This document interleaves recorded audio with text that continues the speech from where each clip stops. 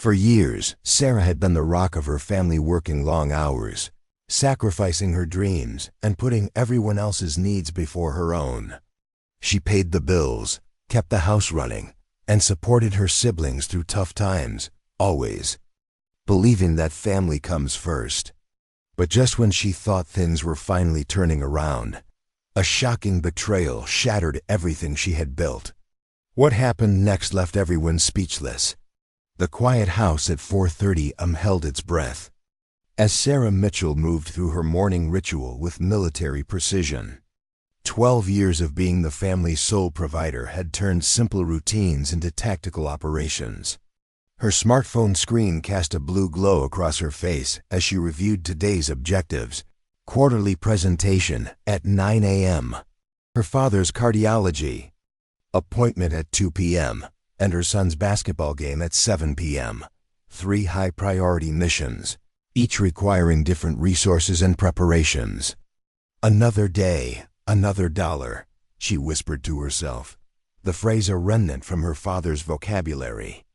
That had become her daily affirmation. At 38, the lines around her eyes weren't from age but from the constant tactical assessments required to keep her family afloat. The mortgage, her parents' medical bills, her brother Tom's latest temporary loan, her children's education. Funds all required constant monitoring and adjustment. The coffee maker hummed to life on her silent command, programmed the night before, like all mission-critical elements of her day. Sarah moved to the bathroom, calculating minutes with the precision of someone who knew the cost of wasted time. 20 minutes for preparation, 10 minutes for coffee and protein, 15 minutes to review presentation materials, and a 5-minute buffer for unexpected complications.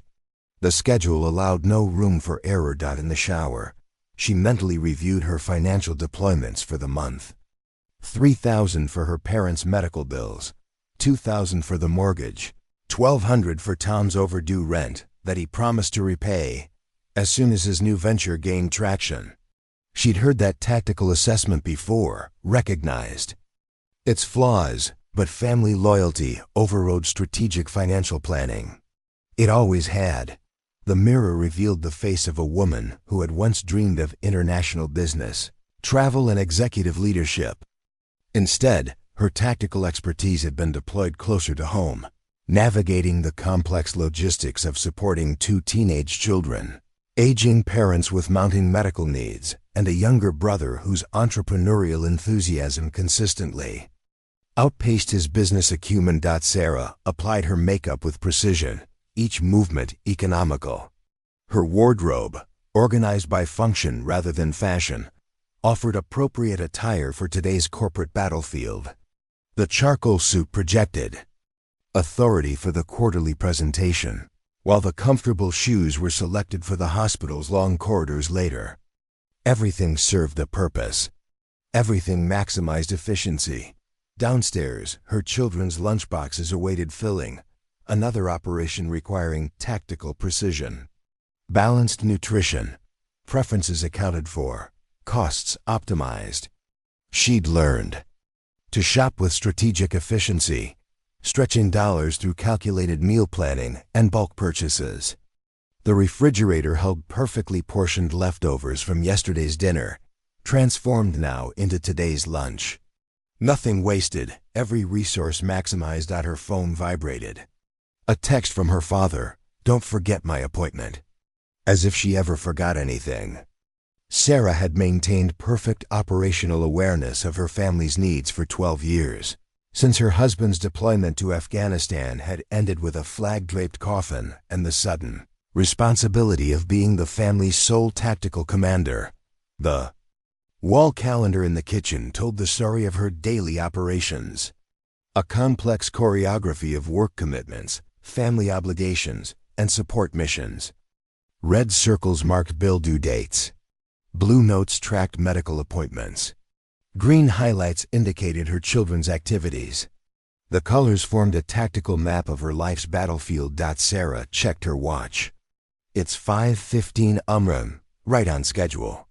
The house would remain quiet for another 30 minutes before her children required mobilization for school. She used these precious moments of tactical advantage to review her presentation materials one last time. The promotion this presentation might secure would mean an additional $8,000 annually, funds already mentally allocated to her father's increasing medical expenses and her daughter's college applications next year. The family photo on her desk showed smiling faces. Her children, parents, and brother Tom at last year's Thanksgiving. They looked happy, secure, and protected. The photo didn't show the 3 jobs she'd worked to put Tom through his final year of college, or the promotion she'd declined that would have. Her sacrifice remained invisible, but the results spoke for themselves. Her family was stable. Her children were thriving. Her parents received necessary care. Her brother had opportunities to pursue his dreams. The cost her dreams, her rest, her own opportunities remained classified information, known only to Sarah. The first light of dawn broke through the kitchen window as Sarah sipped her coffee, mentally reviewing resource allocations and contingency plans. Today's missions awaited. The family's commander-in-chief adjusted her suit jacket, squared her shoulders, and prepared to meet them. The weight of responsibility was familiar now, a tactical burden she'd carried so long she no longer noticed its pressure. Command Center.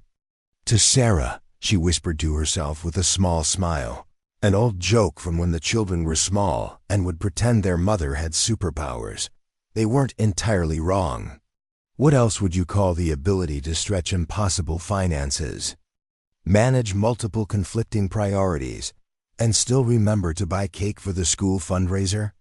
Sarah Mitchell, family tactical commander, gathered her briefcase and car keys.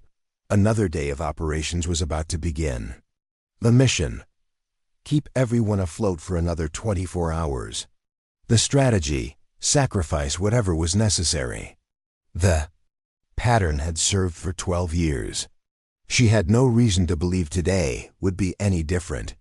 Exhaustion painted dark circles under Sarah Mitchell's eyes as she reviewed the family budget for the 5th time that week. The kitchen table, scarred from years of family meals, now served as her tactical command center. Bills arranged in strategic formations, urgent medical expenses on the left, household operations in the center, educational support on the right. The clock read 1:38. Irregular civilians would be sleeping. Not Sarah. She had a mission to complete. "Mom, you're still up?" 15-year-old Emma appeared in the doorway, her young face creased with concern. "Just finalizing some numbers," Sarah responded, her tone measured, controlled. 7 years of crisis management had taught her to mask the strain. "School project due tomorrow?" "Already finished." "Unlike Uncle Tom's business plans," Emma muttered, eyeing the spreadsheet labeled Tom Startup V4.0. The designation wasn't military. But within the Mitchell family, everyone recognized code when they heard it. Sarah's posture stiffened slightly, a defensive maneuver practiced across countless family confrontations. "Your uncle has potential. He just needs operational support." While he establishes position, Emma's intelligence analysis was more accurate than her mother would admit. Tom Mitchell's historical data showed a pattern. A graphic design company failed after 8 months. A food truck venture liquidated after 11. App development abandoned at beta testing. And now his handcrafted furniture business showing critical signs of fiscal hemorrhaging. Sarah executed her standard protocol. Direct funds from her emergency reserves to stabilize his position. Tactical response, just like the previous 17 instances over the past decade. With the transfer complete, she updated her deployment schedule for tomorrow. 0500 hours wake up. Prep meals for children and parents. 0630 transport parents to the medical appointment. 700 drop children at school. 7:45 arrive at the office for a 10-hour defensive perimeter around her marketing director position. Daylight revealed the toll of Sarah's extended campaign. Her apartment, once decorated with personal ambitions, now functioned as a strategic outpost. Bookshelves contained technical manuals from abandoned graduate courses, casualties of her father's first cardiac event 5 years prior.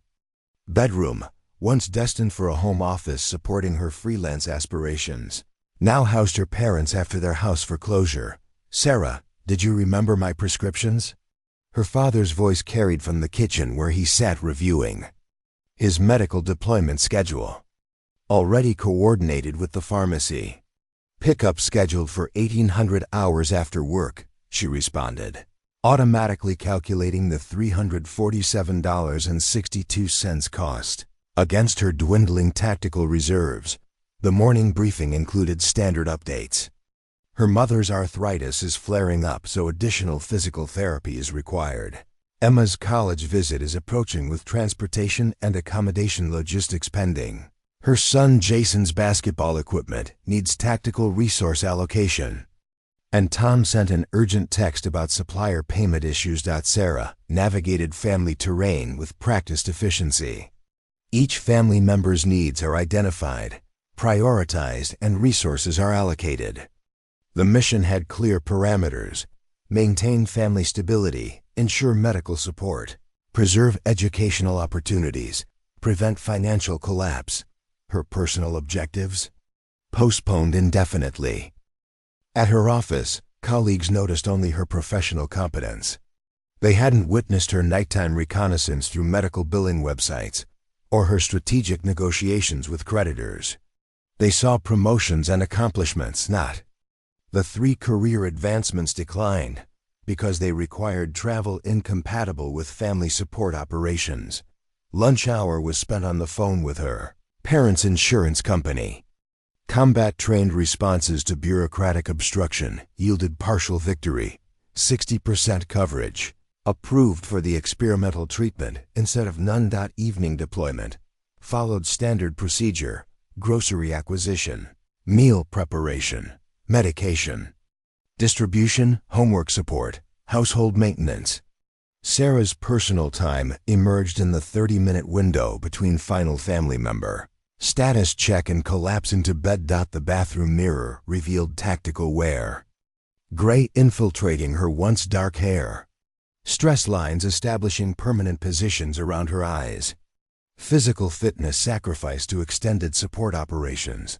On her nightstand sat remnants of former objectives: travel brochures for destinations never visited, application for a master's program twice deferred, a journal with business ideas never pursued. Beside them, her most recent credit card statement showed dangerous territory: 82% utilization across all accounts. Sarah checked her phone one final time. A text from Tom pops up: "Thanks sis, this cash infusion saved the business. Promise it's the last time I'll need help." Intelligence indicated this assurance had been issued approximately 11 times previously. Sleep came quickly but shallowly, her subconscious maintaining vigilance for nocturnal medical emergencies. Tomorrow would bring another 18-hour tactical operation. Sarah Mitchell, family first responder, would be ready. The mission continued. Year after year. The sacrifice protocol remained unchanged. The first sign came in the form of a bank statement Sarah Mitchell hadn't requested. The manila envelope sat innocuously on her desk amid the stack of monthly bills she'd been sorting through on a rare Sunday afternoon of quiet. 3 missed calls from her brother Tom glowed on her phone screen. Unusually persistent even for him. Sarah's fingers hesitated before opening the envelope. 15 years of supporting her family had taught her to recognize the subtle signs of financial trouble brewing. The paper inside revealed a secondary account she'd authorized years ago for emergency family medical expenses, now showing a balance nearly $27,000 lower than her mental accounting suggested it should be. "That can't be right," she murmured, reaching for her laptop. The password failed twice before she remembered Tom had helped her update her security settings 3 months earlier. Reset procedures, and 30 minutes later, what she saw made her stomach clench. Regular transfers, not occasional emergency. Withdrawals had been systematically emptying the account for over 2 years. Across town, Tom Mitchell's phone buzzed with another notification. Sarah's login alert. He'd known this day might come, just not so soon. Everything okay? His wife Jennifer asked, noticing how quickly he silenced the phone. Just work, he lied smoothly, calculating how long before Sarah would connect the remaining dots. The offshore account, the investment property in her parents' names, the convenient absence of financial discussions whenever Sarah visited the family.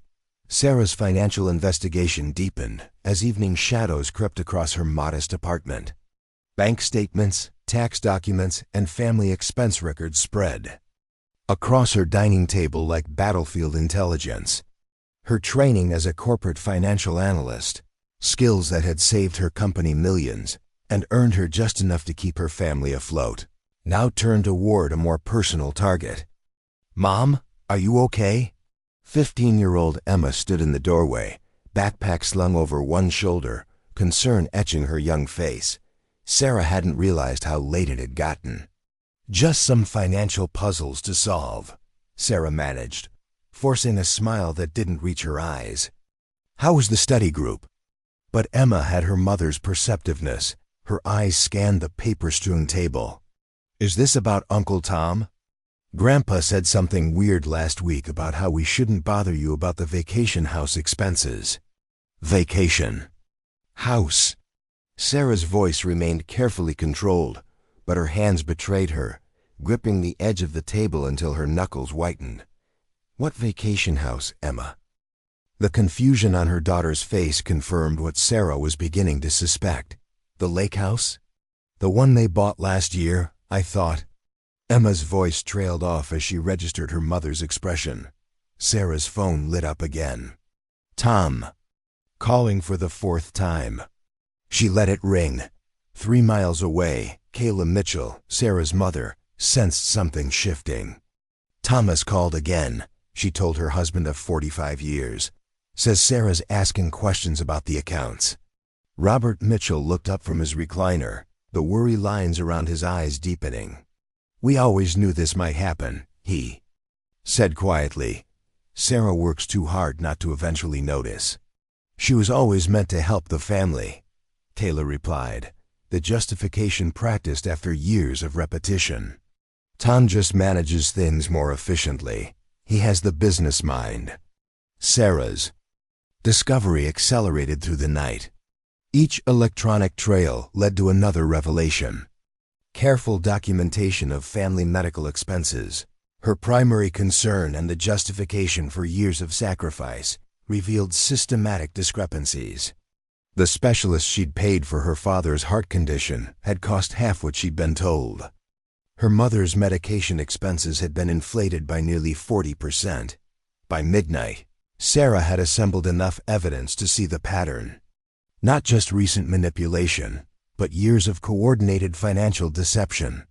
The family emergency fund she believed was for her parents' future care had been diverted to a lakefront property registered in their names but primarily used by Tom's family. The most damning discovery came at 2:17 among an email chain forwarded to her father's account but copied to her by apparent mistake.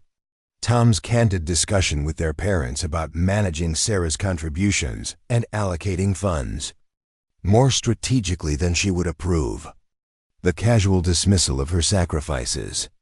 The acknowledgement of her ignorance. And worst of all, her parents' replies, agreeing with arrangements that had systematically betrayed the daughter who had surrendered everything to keep the family secure. Sarah closed her laptop as dawn approached, her face set in lines of exhaustion and something harder.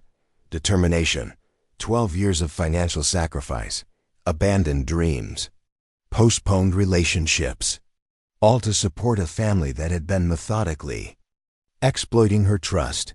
Tom's phone buzzed one final time that night. A text from Sarah, the first response to his increasingly panicked attempts to reach her. "Family meeting, tomorrow, 6 p.m. Bring the financial records for everything." Alila of them. Miles away, Sarah stood at her apartment window, watching the sunrise with new eyes. The loyal family provider was gone. In her place stood a woman awakening to years of calculated betrayal, and the first stirrings of a long-dormant strength no one in her family had ever truly seen. The discovery hit Sarah Mitchell like a physical blow as she stared at the bank statements spread across her kitchen table. 12 years of devotion and sacrifice laid bare in black and white columns that told a story of systematic betrayal. Her hands trembled slightly as she traced the evidence with her fingertip. Monthly transfers far beyond the agreed family support, all directed to accounts she'd never authorized. "Mom?" Emma's voice came from the doorway, her daughter's face creased with concern. "You've been sitting there since midnight. What's wrong?" Sarah looked up, attempting to compose herself. "Just some financial discrepancies I need to sort out. Nothing for you to worry about." But Emma, perceptive beyond her years, moved closer to examine the statements. "These are transfers to Uncle Tom. That's a lot of money." Her eyes widened as she calculated the figures. "Mom, this is more than your annual salary." "I know," Sarah's voice hardened. The realization that had kept her awake all night was crystallizing into certainty. This wasn't mismanagement. This was deliberate. 3 hours later, Sarah pulled into her parents' driveway, Emma and her brother Jason riding in silent support from the back seat.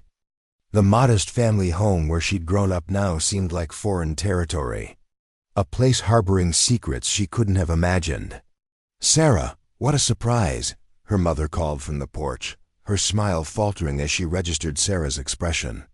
"Is everything all right? We need to talk, Mom. Is Dad home, Tom?" "They're in the sunroom. Tom's just showing your father some photos from their fishing trip last weekend." Sarah's step faltered. "Fishing trip?" "Yes, at the lake house. Tom took your father for his birthday. Did he not mention it?" The lake house. Sarah had never heard of any lake house. The confrontation began quietly enough, with Sarah placing bank statements on the coffee table while her children stood awkwardly by the door. "I need an explanation for these transfers." Tom shifted uncomfortably, exchanging glances with their father. "Sarah, now isn't really the time for $342,000. Tom, that's the total unauthorized amount you've diverted from my accounts over the past 3 years. That doesn't include the money I willingly gave you for your business emergencies." Her father cleared his throat. "Sarah, you need to understand. And apparently there's a lake house I've never heard about? Purchased when, exactly?" The silence confirmed everything. Her mother's eyes darted nervously to a framed photo on the side table. Sarah reached for it, discovered a family portrait taken at a lakeside cabin. Her parents, Tom, his wife, their children, all smiling in front of a property that Sarah had unknowingly financed. Everyone present except Sarah and her children. We're going to tell you," Tom finally offered, his voice lacking conviction. "When? After you drained my retirement account too? I found those transfer attempts as well." Her father stood up, his authority voice activating. "Sarah, you're overreacting. The family needed that money, and you've always had more than enough. More than enough." Sarah's voice rose despite her attempts to remain calm. "I've been working 60-hour weeks for 10 years. I've postponed my education, canceled vacations, taken out loans against my house, all to keep this family afloat. And we appreciate that." Her mother interjected soothingly, "But Tom had opportunities that needed investment. The lake property has already increased in value by 40%, while I couldn't afford to fix my leaking roof." Sarah's voice dropped to a dangerous quiet. "Did you all know? Has this been some sort of family conspiracy?" The uncomfortable glances between them told her everything. "Sarah," her father's voice softened, attempting reason, "you've always been the responsible one, the capable one. Tom needed our support more. His business ventures, his failed business ventures," Sarah corrected, "have potential.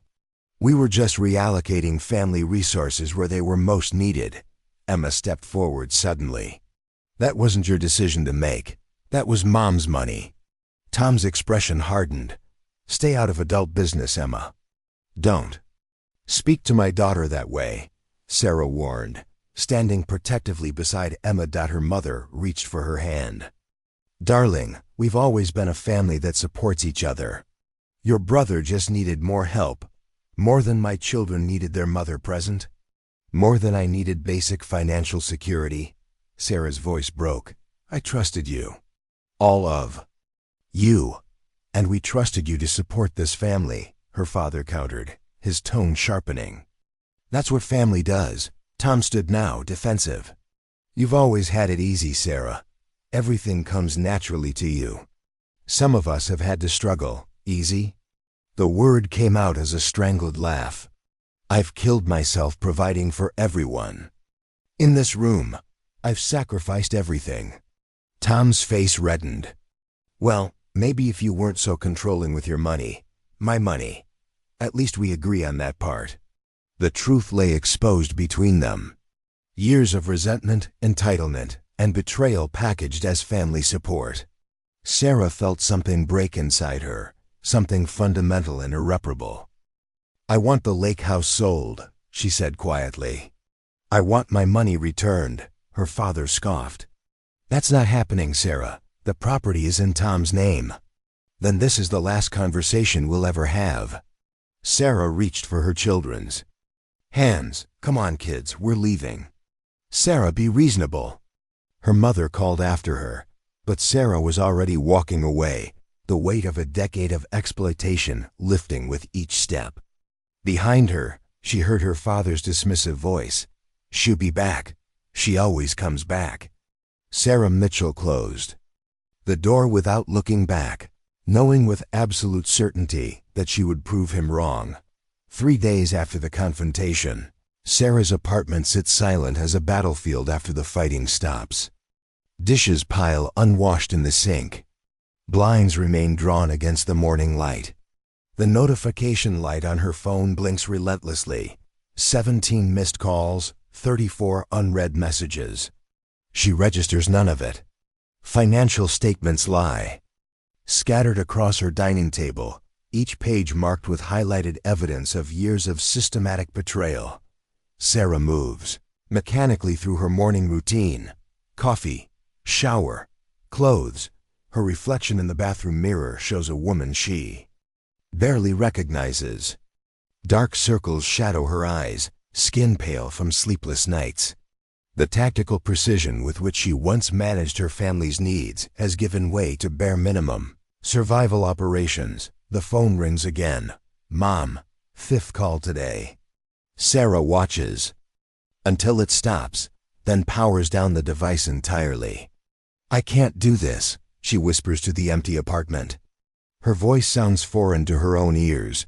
The financial fallout begins immediately. Her brother Tom sends the first distress signal at 9:48 a.m. Need money for mortgage payment.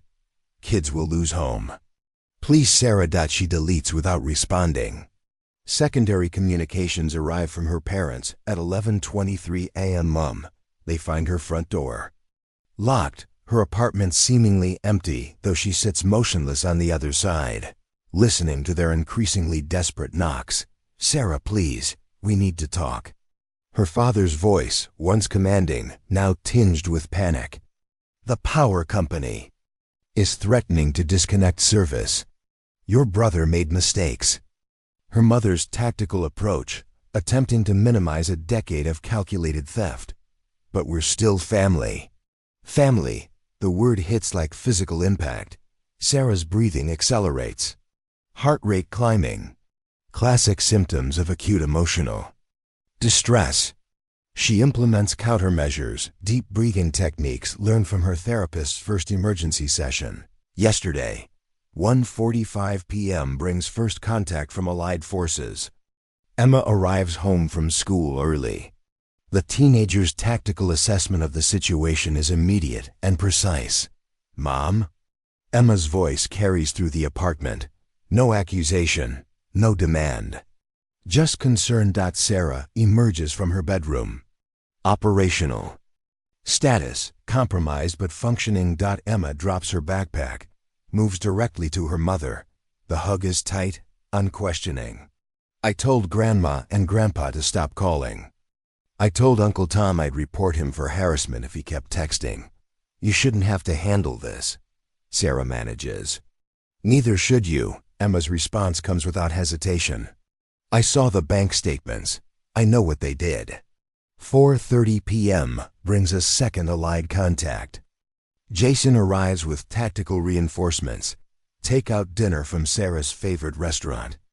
Dad says we can stay with him until things settle, Jason reports, setting up dinner containers with military precision. He said to tell you he can cover our expenses for as long as needed.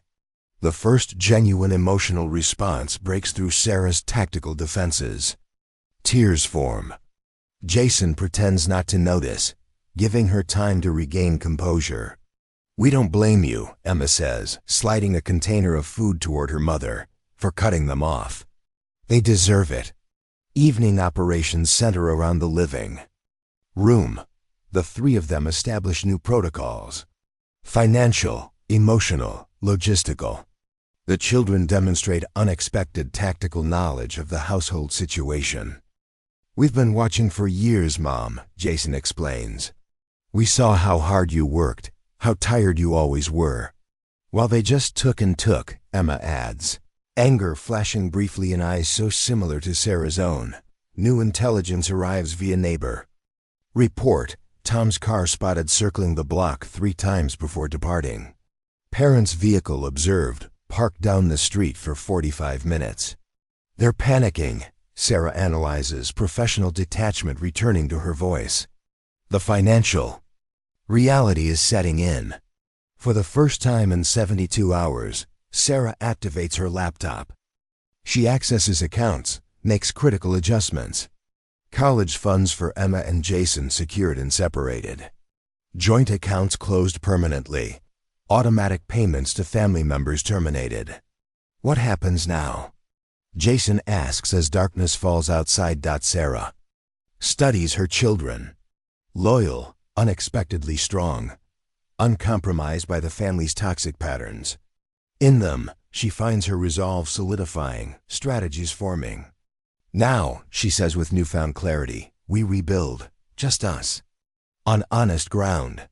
The first night of their new reality settles over the apartment. Sarah's tactical assessment of the situation is stark but precise. Supplies limited, enemy forces. Regrouping, allied strength unexpected but crucial. Most important operational development. The discovery of her own breaking point and the surprising strength waiting on the other side of it. Shadows stretched across Sarah Mitchell's apartment. As evening settled over the city, her silhouette motionless against the window, overlooking the street below. 3 weeks had passed since the confrontation that shattered her world. 3 weeks since discovering that her decade of sacrifice had been met with systematic betrayal by those she trusted most. The notification light on her phone blinked steadily more. Missed calls from her parents, countless text messages from Tom. She hadn't answered a single one.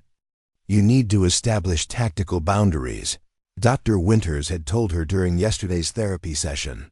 The third since Sarah had finally acknowledged she couldn't navigate this betrayal alone.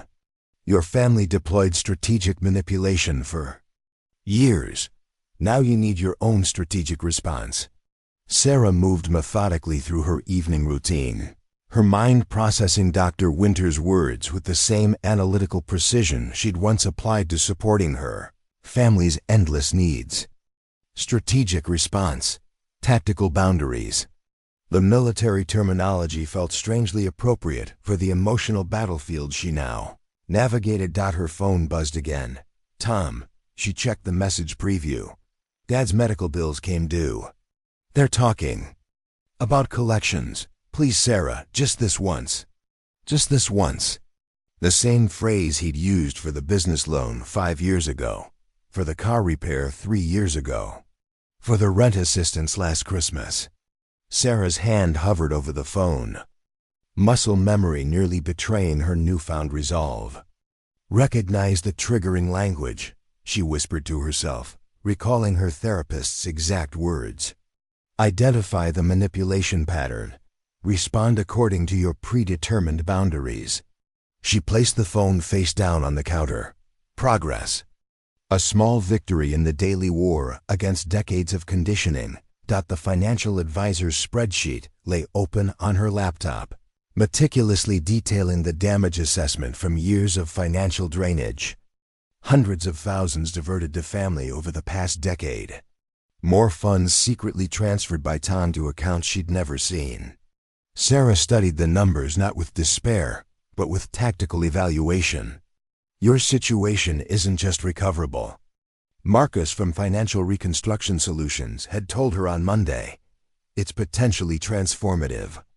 You've been operating at 40% financial capacity while carrying others. At 100%, focus solely on your needs and future. Sarah pulled out the business card of Lisa Donovan, founder of Primer Marketing Solutions. They'd met at a coffee shop. Yesterday, a connection through Sarah's long-neglected network of professional contacts. Lisa's words replayed in her mind. "Someone with your experience, plus this hunger for change I see in you. We should talk about partnership opportunities.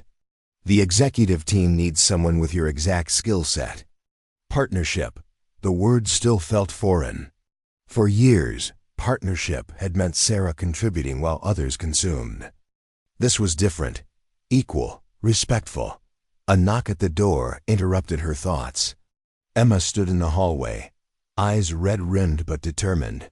Behind her, Jason carried an overnight bag.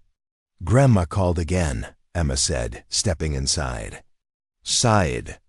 "You're tearing the family apart, that you owe them after everything they've done." Sarah tensed, bracing for the guilt to crash through her carefully constructed defenses. "We told her that was bullshit," Jason added, dropping his bag. "We're staying here now, if that's okay." Tears threatened, but Sarah held them back. This wasn't like the desperate sobbing that had consumed her first days after the revelation. This was different. Relief. Validation. Her children had chosen her. "I reorganized the guest room this morning," Sarah said, voice steady despite the emotion churning beneath. "Almost like I knew you were coming." Later, as moonlight spilled across her desk, Sarah opened a new document. "Life Reconstruction Plan," she typed at the top. Beneath it, with military precision, she began mapping out phases for her transformation. Phase 1, financial independence. Secure position with Lisa's firm. Establish emergency reserves. Phase 2, personal development. Complete postponed MBA classes. Resume yoga training. Phase 3, relationship recalibration. Establish communication protocols with family based on respect. For a decade, Sarah had approached her family's needs with strategic precision. Now she would apply that same tactical discipline to rebuilding herself. Her phone lit up again with another desperate text from her father. Sarah glanced at it, registered the manipulation attempt, and returned to her planning. Not with anger, not even with resentment, but with the clear-eyed focus of someone who finally understood her worth. Outside her window, the city lights glittered like possibilities. Sarah Mitchell, who had spent years being the foundation others stood upon, was finally architecting her own structure. And the blueprint looked nothing like the life she'd left behind. The transformation had begun. Opportunity rarely announces itself with fanfare. For Sarah, another arrived in the mundane setting of a coffee shop again, months after she'd cut financial ties with her family. The morning rush had subsided, leaving her alone with her laptop and thoughts when Elaine Winters claimed the empty chair across from her. "You're Sarah Mitchell, aren't you?" The woman who single-handedly kept Meridian's Eastern Division afloat during the merger. The stranger's directness caught Sarah off guard, her years of corporate training kicking in. As she assessed the impeccably dressed woman before responding, "I was part of a team," Sarah replied. the humility automatic after years of downplaying her achievements to maintain family peace. But yes, I led that transition. Her fingers unconsciously traced the rim of her coffee cup, a habit from countless tense boardroom meetings where she'd stayed calm while others panicked. Elaine smiled, sliding a business card across the table. I've spent 6 months trying to recruit someone with exactly your skill set. My investors are backing a new venture in corporate restructuring. We need someone who understands both the human and financial sides of business transformation. Outside, rain began to fall, painting streaks across the coffee shop windows as Sarah studied the card. Elaine Winters, CEO, Phoenix Transitions. The irony of the company name wasn't lost on her. I appreciate the interest, Ms. Winters, but I'm still under contract with Meridian for another. I'm not offering you a job, Sarah, Elaine interrupted, her voice carrying the confidence of someone used to closing deals. I'm offering you partnership, equal stake ground floor. The investors have the capital. I have the connections. We need someone with hands-on expertise who can actually execute. Sarah's heart hammered against her ribs, the sensation foreign. After months of emotional numbness, for 15 years, every extra dollar, every promotion, every bonus had immediately been mentally allocated to someone else's needs. The thought of investing in herself seemed almost forbidden. Why me? Sarah asked, professional skepticism overriding the spark of interest. There are dozens of restructuring specialists with more prestigious resumes. Elaine leaned forward, lowering her voice. Because I've done my research. You transformed 3 failing departments without a single layoff. You increased productivity while reducing burnout. And you did it all while carrying financial responsibility for an entire family. She paused, letting the words sink in. That's the kind of leadership we need. Sarah's phone buzzed a text from her daughter Emma. Mom, got my acceptance letter from state. Don't worry about tuition. My scholarship covers everything. So proud to be your daughter. The timing felt like the universe offering a sign. For the first time in years, Sarah didn't need to immediately calculate how to cover someone else's expenses. The weight of constant financial obligation had lifted, leaving space for something new. The initial investment required is substantial, Elaine continued, sliding a folder across the table. But our projections show break even within 18 months. Sarah's mind automatically began analyzing risks, calculating contingency skills, honed through years of stretching her income to cover multiple households. But this time, the potential beneficiary was herself. I'd need time to review this thoroughly, Sarah said, professional caution tempering her growing interest. 3 days later, Sarah sat in her small home office, surrounded by spreadsheets and market analyses. The numbers looked promising. Phoenix Transitions would focus on helping mid-sized companies navigate organizational change, precisely the niche where Sarah had built her reputation. Her savings account balance glowed on her computer screen. $127,843.92. Money she'd once mentally allocated to her brother's next business failure, her parents' retirement, her children's education. Now it represented something entirely different. Possibility. Sarah's therapist, Dr. Winters, had encouraged her to view this decision as part of her healing. Investment in yourself isn't selfish, Sarah. It's necessary, she'd said during their last session. Emma knocked on the office door, entering with 2 cups of tea. At a young age, she'd shown remarkable maturity throughout the family crisis. You're still up? It's almost midnight. Just finalizing some numbers, Sarah explained, accepting the tea gratefully. Emma glanced at the spreadsheets. Is this that business opportunity you mentioned, the partnership? Sarah nodded, surprised by her daughter's interest. Family members had rarely asked about her work before, except to inquire about her next paycheck. I think you should do it, Mom, Emma said. Simply. For once, you'd be building something for yourself. The next morning, Sarah called Elaine. I'm in. she said, her voice steady with newfound resolve. "But I want to discuss adjusting the organizational structure to include a mentorship program for single parents returning to the workforce." Elaine's pause was brief. "Actually, that aligns perfectly with our social impact goals. Let's meet tomorrow to discuss implementation." As Sarah ended the call, her hands didn't tremble. For 12 years, she'd carried the financial security of multiple people on her shoulders. Building a business seemed almost simple by comparison. When she submitted her resignation to Meridian the following week, her boss wasn't surprised. "We always knew you were capable of more, Sarah. Frankly, I've been waiting for this day for years." What her boss didn't know, what no one fully understood, was that Sarah wasn't just starting a business. She was reclaiming her life, one decision at a time.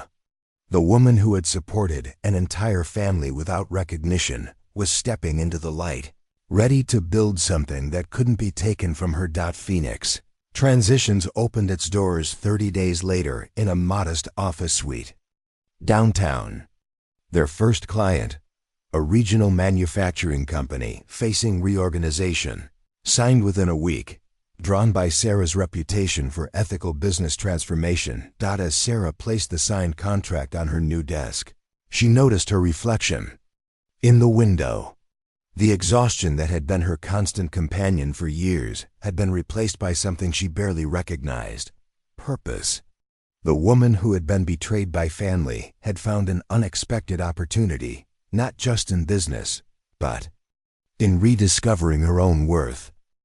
Dawn breaks over Sarah's newly rented office space, golden light filtering through blinds she installed herself just days earlier. The 42-year-old entrepreneur moves with quiet purpose, arranging sample products on shelves while her laptop pings with another notification. 3 months into her venture, Second Chance Essentials is drawing attention well beyond anything she anticipated. Sarah pauses, brushing a strand of hair from her face as she reads the email. A national women's magazine requesting an interview. The third this week. "Mom, the delivery guy is here again," Emma calls from the doorway, balancing a stack of packaging materials. Behind her, Jason maneuvers another dolly loaded with boxes. The siblings exchange glances, still adjusting to this new version of their mother, focused, energized, unburdened in ways they'd never witnessed during their childhood. 200 new orders overnight, Sarah tells them, her voice carrying a confidence that would have been unimaginable 6 months earlier. That blogger's video went viral. She checks inventory spreadsheets, fingers moving with practiced precision across her keyboard. Each product, essential home items designed specifically for working single parents, represents a solution to problems she'd navigated alone for years. Emma arranges shipping labels while Jason updates the tracking system they'd developed together. The family business operates with an efficiency born from years of watching their mother stretch every minute to its limit. "Miss Chun called," Emma mentions casually. "The investment group wants to move up the meeting." Sarah nods, making a note in her calendar. What started as a desperate gamble with her savings, the money she'd previously set aside for her brother Tom's next inevitable business crisis, has transformed into something networks of investors now pursue. The irony isn't lost on her. The morning unfolds with methodical productivity. Sarah's phone rings continuously. Suppliers, business partners, another journalist. Her former supervisor from the corporate job she'd held for 14 years texts congratulations about the business profile in the regional business journal. She responds with polite gratitude, remembering how she'd once begged that same supervisor for extra shifts to cover her parents' property taxes. Across town, in the suburban neighborhood Sarah had financially maintained for over a decade, her parents stand by their mailbox, studying the formal letter from their mortgage company. Without Sarah's monthly contributions, the carefully constructed financial house of cards has collapsed. Their reduced lifestyle, no more housekeeping service, garden maintenance, or dining out, represents just the beginning of adjustments they'd never anticipated making in their 70s. Thomas said he would cover it this month, her father mutters, confusion evident as he realizes the promised money hasn't materialized. Inside their home, increasingly dusty without the weekly service. Sarah had paid for. Photo albums lie open on the coffee table. Images of family gatherings where Sarah stands slightly apart, always the provider. Never celebrated. 3 miles away, Tom sits in his car outside his third failed business location in 5 years, staring at his phone where Sarah's latest media appearance plays on repeat. The business concept that has captured regional attention, practical solutions for overextended single parents, represents everything his sister had needed during the years she'd worked herself to exhaustion supporting them all. The inspiration came from necessity, Sarah explains to the interviewer on screen, her poise remarkable for someone who previously avoided all public speaking. When you're responsible for everyone, you develop systems to survive. She doesn't mention her family's betrayal, the discovery of funds diverted for years, or the vacation property purchased with her money. She doesn't need to. Her success speaks volumes. The unexpected customer base has startled even Sarah. What began as basic home organization products, specifically designed for time-strapped single parents, has resonated with an audience far beyond her projections. The efficiency system she developed through necessity during years of supporting multiple households now form the foundation of product lines that sell out within hours of restocking. Your story is compelling, another interviewer tells her during an afternoon Zoom call, the camera catching the wall of customer testimonials Sarah maintains as motivation. A single mother supporting her entire extended family for years, then starting over completely after age 40. Sarah's response is measured, avoiding bitterness. Sometimes the greatest opportunity emerges after loss, she says, a phrase that's become something of a personal mantra. The business acumen she'd previously directed toward keeping her family financially afloat now fuels stratospheric growth. By evening, as she reviews manufacturing contracts with potential new partners, her phone displays a notification, a social media tag from her former sister-in-law. The post shows Tom standing beside his car, now packed with belongings following eviction from his apartment. The caption reads simply, "Family helps family, where are you now?" Sarah doesn't respond, focusing instead on the upcoming expansion meeting. The deliberately provocative post would have devastated her months earlier, triggering immediate guilt and another financial rescue. Now she recognizes the manipulative pattern without feeling responsible for solving it. As darkness falls, Sarah walks through her small but growing business headquarters, switching off lights.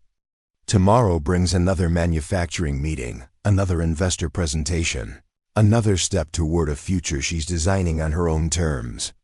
On her desk, a framed photo shows only her children, the family she chooses to support, who support her.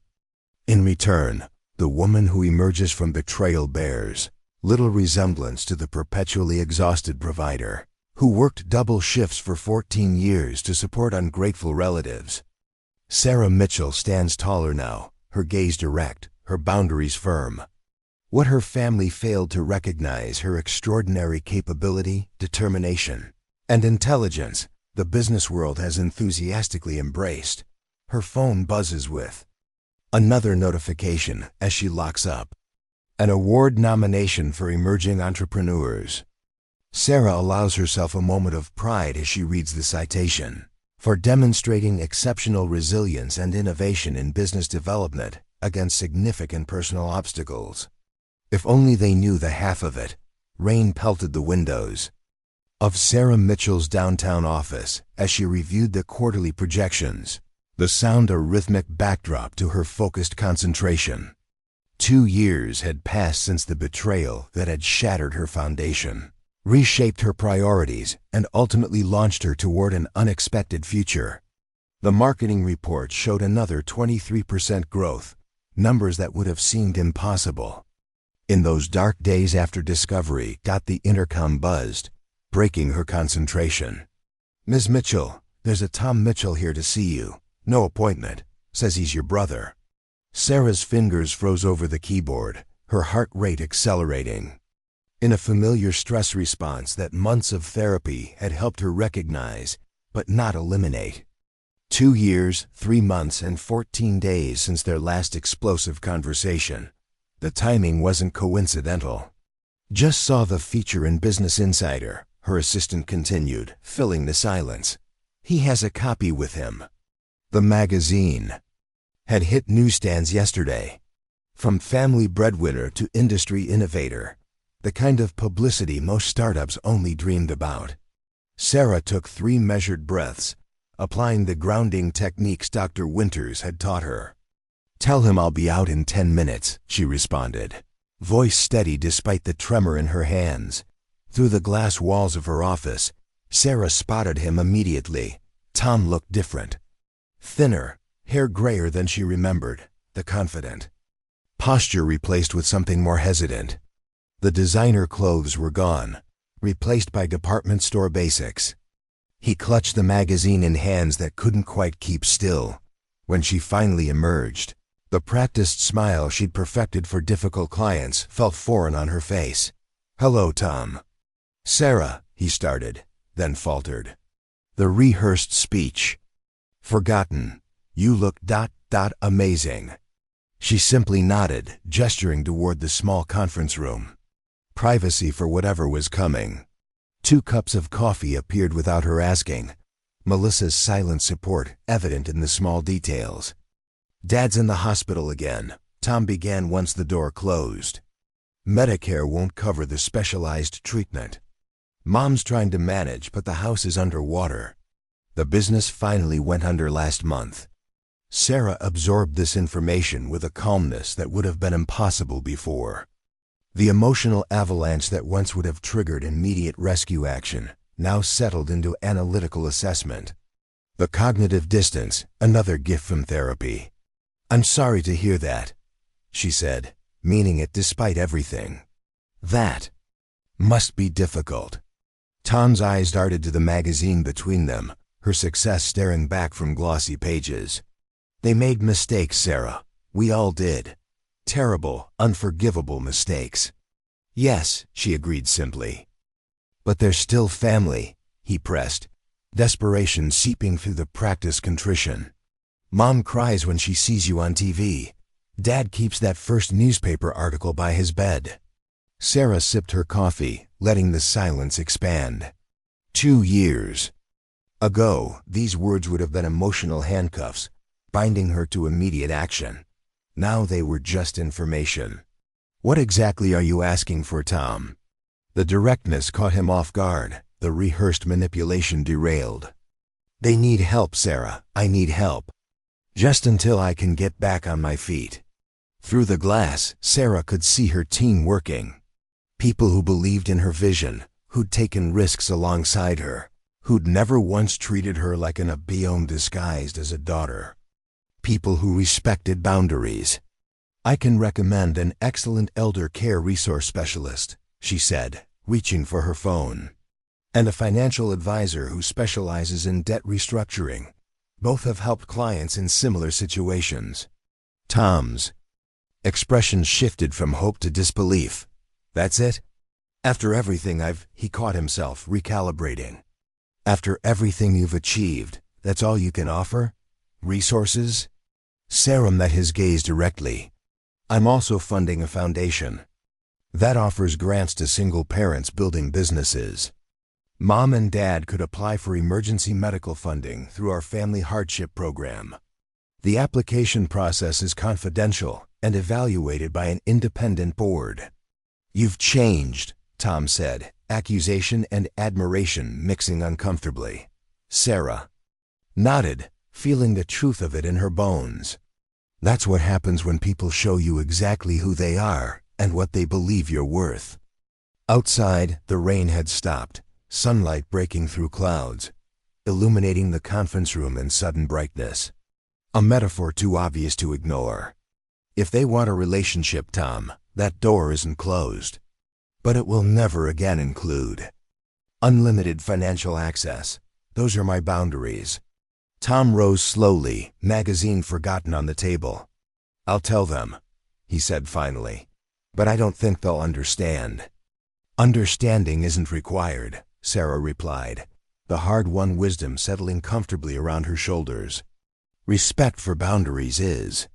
As her brother walked away, shoulders slumped under the weight of consequences finally reaching their destination. Sarah felt the familiar urge to rescue fade just a little more. In its place, something stronger was growing. The unshakable knowledge that her worth had never been measured by what she could provide to others, but by what she finally had the courage to provide for herself. The sun's rays streamed through the floor-to-ceiling windows of Mitchell Enterprises' downtown headquarters as Sarah reviewed the quarterly financial reports. The years had transformed the fledgling startup into a seven-figure business with 37 employees and expansion plans across 3 states. The Wall Street Journal profile last month had labeled her the Phoenix Entrepreneur, a title that made Sarah smile every time she saw it framed on her office wall. Final numbers on the foundation grant applications, Mom, said Emma, now a poised 22-year-old who had postponed graduate school to serve as her mother's operations director. She placed the folder on Sarah's desk with practiced efficiency. 15.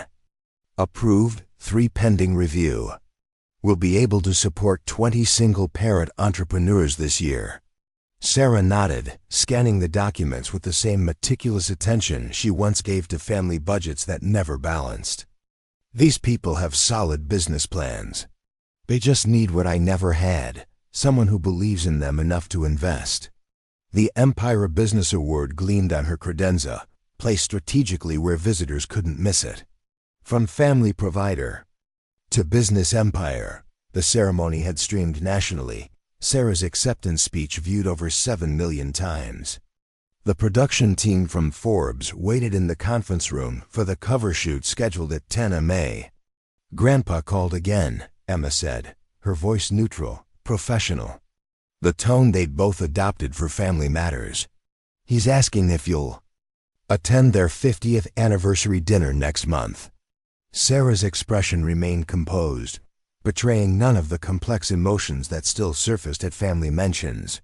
The therapist had called it strategic engagement, the careful, measured reintroduction of family relationships under strictly controlled conditions.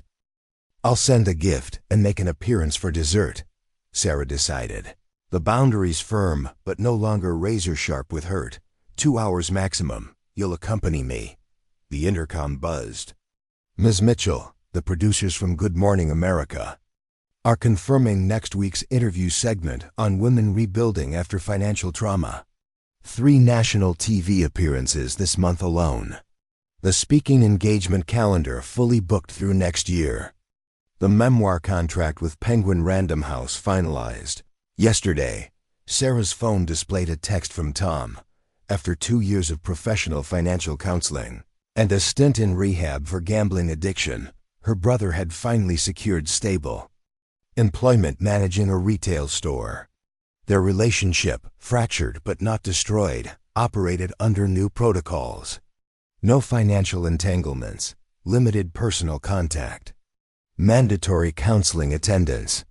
I secured the venue for the foundation launch party, said Michael, her executive assistant, entering with the precision timing of a former military officer. Governor Wilson confirmed her attendance. The mayor requested 5 minutes to speak. Sarah nodded, scanning the guest list with practiced efficiency. Approved. Ensure we spotlight the first grant recipients rather than the politicians. Through the glass walls of her office, Sarah observed the methodical operation of the company she had built from betrayal's ashes. The investment division reviewing applications from women entrepreneurs.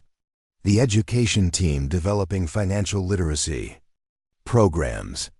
The legal department that specialized in helping individuals recover from family financial exploitation. Her parents occupied a carefully managed position in her life now. Monthly dinners, holiday appearances, financial independence on both sides.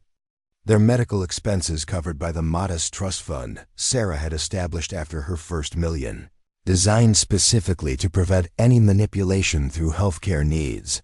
Sarah checked her watch. 10 minutes until the Forbes interview. 9 days until the foundation launch. 14 months since she'd last felt that crushing responsibility of carrying an entire family's financial future. The freedom still felt new, exhilarating. "Mom," said Jason, now finishing his business degree while interning in the company's marketing department. "The scholarship program you wanted for children from financially exploited families? The board approved it unanimously this morning." Sarah stood, straightening her designer suit, a far cry from the discount store clothes she'd worn during those provider years. The weight of family obligation had been replaced by something lighter, purposeful chosen responsibility rather than expected sacrifice. "Let's go make some news," Sarah said, moving toward the conference room with the confident stride of someone who had rebuilt herself from the foundation up. The company that had shocked everyone with its meteoric rise was just getting started. Behind her desk, framed prominently where she alone could see it during difficult decisions, hung a simple handwritten note. "Your worth was never measured by what you gave them.